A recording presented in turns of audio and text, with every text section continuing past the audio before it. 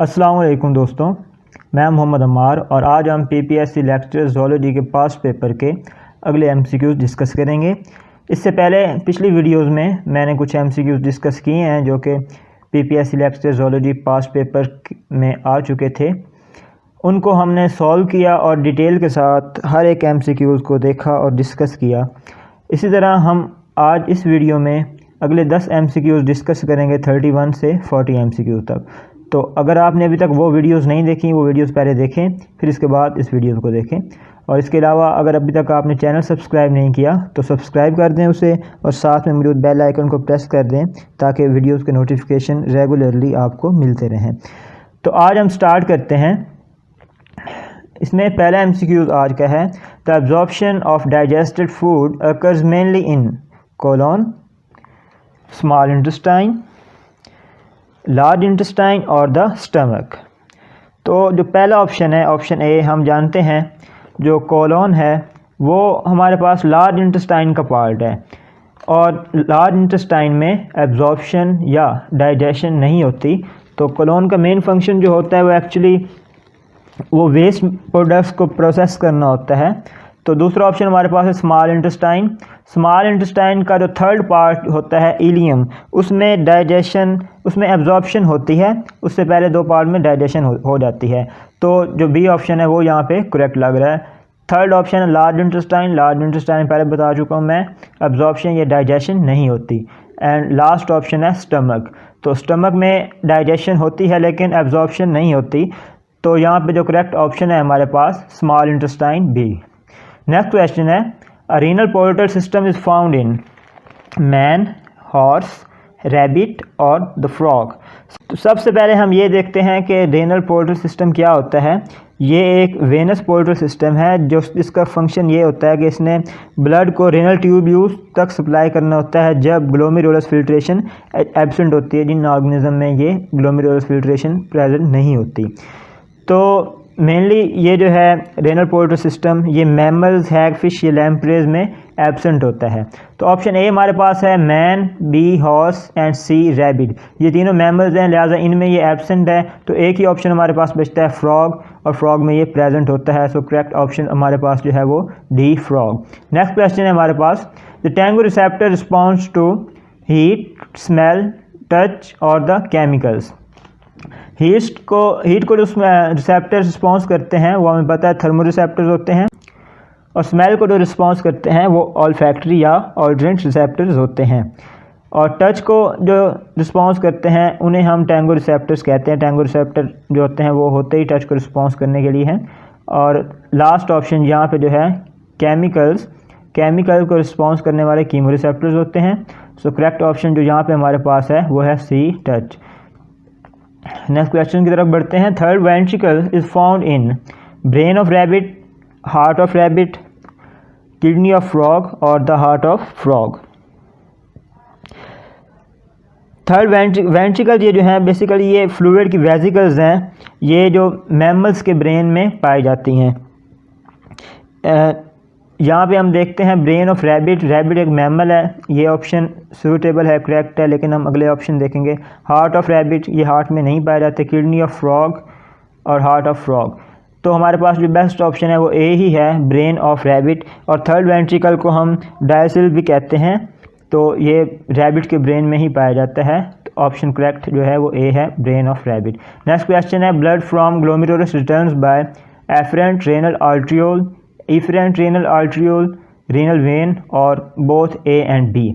अब जो efferent renal arterioles होते हैं ये ब्लड को ग्लोमेरुलस की तरफ लेकर आते हैं, और जो एफिरेंट होते हैं वो लेकर जाते हैं। तो blood from glomerulus returns by, यानी कि ग्लोमेरुलस से ब्लड रिटर्न होता है। तो यहाँ पे जो ऑप्शन है बी वो करेक्ट है, efferent renal arterioles. Next question है, the vital morphological and physiological units of mammalian kidney are ureters, seminiferous tubules, uriniferous tubules और none of these। ureters kidney का पार्ट नहीं है लेकिन किडनी के साथ अटैच होती है। सेमिनिफरस ट्यूब्यूल्स हमें पता है टेस्टिस में प्रेजेंट होती है, लिहाजा इसका इस क्वेश्चन के साथ कोई लिंक नहीं है। यूरिनिफरस ट्यूब्यूल्स जो है हमारे पास ये स्मॉल माइन्यूट ट्यूब्यूल्स होती हैं जो कि प्रॉक्सिमल, इंटरमीडिएट या डिस्टल ट्यूब्यूल होती हैं, इनको हम कहते हैं यूरिनिफरस ट्यूब्यूल्स, और ये किडनी के अंदर मौजूद होती हैं। लिहाजा जो है हमारे पास यहाँ पे करेक्ट ऑप्शन वो है uriniferous tubules, option C. Next question है, which of the following secretes oxytocin? Adrenals, pituitary, thyroid और द ओवरीज। अब एड्रीनल्स जो होते हैं वो हमें पता है वो जो हार्मोन सेक्रेट करते हैं उसमें कॉर्टिसोल या एल्डोस्टेरोन या फिर एड्रीनलिन होता है। और पिट्यूटरी जो है, इससे पहले मैं बता दूं ऑक्सीटोसिन जो है वो हार्मोन हाइपोथैलेमस में प्रोड्यूस होता है, लेकिन पिट्यूटरी उसे सेक्रेट करता है। तो बेस्ट ऑप्शन यहाँ पे जो है वो ऑप्शन बी है, लेकिन अगले भी हम देखते हैं ऑप्शन। थायराइड ग्लैंड, थायराइड नहीं है हमें पता है क्योंकि ये थायरॉक्सिन और ट्राई आयोडोथायरोनिन ये हार्मोन्स प्रोड्यूस करता है। ओवरीज, ओवरीज ऑक्सीटोसिन ना तो सेक्रेट करती है ना प्रोड्यूस करती है, बल्कि ये एस्ट्रोजन और प्रोजेस्टेरोन जो है वो सेक्रेट करती है। अब हाइपोथैलेमस जो है वो ऑक्सीटोसिन प्रोड्यूस करता है, लेकिन पिट्यूटरी ग्लैंड जो है वो इसको सेक्रेट करता है ब्लड में। तो हमारे पास जो करेक्ट ऑप्शन है वो है ऑप्शन बी, पिट्यूटरी। अगला क्वेश्चन है, the longest cells in the animals are egg cells, kidney cells, nerve cells और the sperm cells. Longest cells की बात हो रही है। एग सेल जो है हमारे पास एनिमल्स में उसको हम लार्जेस्ट सेल तो कह सकते हैं, लेकिन लॉन्गेस्ट सेल नहीं कह सकते। किडनी सेल जो है वो भी लॉन्गेस्ट सेल नहीं होता। नर्व सेल जो है, नर्व सेल बहुत लॉन्ग होते हैं। बाकी सेल तो ये नॉर्मल सेल की तरह ही होता है, लेकिन इनका जो एक्सॉन वाला पार्ट होता है वो बहुत लॉन्ग होता है। तो ये हमारे पास करेक्ट ऑप्शन लग रहा है। और लास्ट ऑप्शन जो है sperm cell, sperm cell longest नहीं होते, बल्कि ये तो स्मॉलेस्ट सेल्स होते हैं। लिहाजा स्मॉलेस्ट सेल जो होते हैं वो sperm cell, largest cell egg cells and the longest cell जो हैं वो नर्व सेल्स हैं। तो ऑप्शन जो है हमारे पास सी, नर्व सेल्स, वो करेक्ट। नेक्स्ट क्वेश्चन जो है हमारे पास वो है, functions of centromere is to initiate cell division, inhibit cell division, provide site for cell division और ऑल ऑफ दीज। तो सेंट्रोमेयर का जो बेसिक फंक्शन होता है वो होता है कि काइनेटोकोर जो होते हैं फाइबर, वो ये असेंबली की जगह है काइनेटोकोर फाइबर्स की।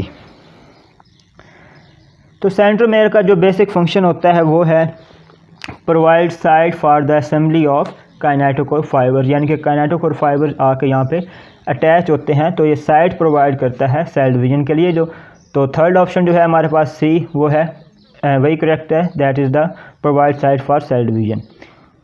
Next and the last question, which of the following has extracellular DNA? Mitochondria, lysosome, Golgi complex और the all of these. Mitochondria की बात करें हम तो हमें पता है ये सेमी ऑटोनोमस बॉडी होती है, जिसका जो होता है डीएनए वो मैसेंजर आरएनए, ट्रांसफ़र आरएनए और द राइबोसोमल आरएनए वो बनाता है। तो जो होता है इसका अपना एक्स्ट्रासेलुलर डीएनए होता है। लिहाजा करेक्ट ऑप्शन जो होगा हमारे पास ए है, लाइसोसोम, गोल्जी कम्प्लेक्स, इनके पास कोई अपना एक्स्ट्रासेलुलर डीएनए नहीं होता। तो ए ऑप्शन जो है हमारे पास वही करेक्ट है और वो है माइटोकॉन्ड्रिया। ओके फ्रेंड्स, उम्मीद करता हूँ कि आपको वीडियो पसंद आई होगी। यहाँ तक हमने MCQs 40 तक डिस्कस कर लिए हैं। अगर आपने को अच्छी लगी वीडियो तो आप चैनल को सब्सक्राइब कर दें और ज़्यादा से ज़्यादा शेयर करें, और आप कंटिन्यूसली वीडियोस देखते रहें। इसी तरह अब हम रेगुलरली MCQs जो हैं PPSC ज़ूलॉजी के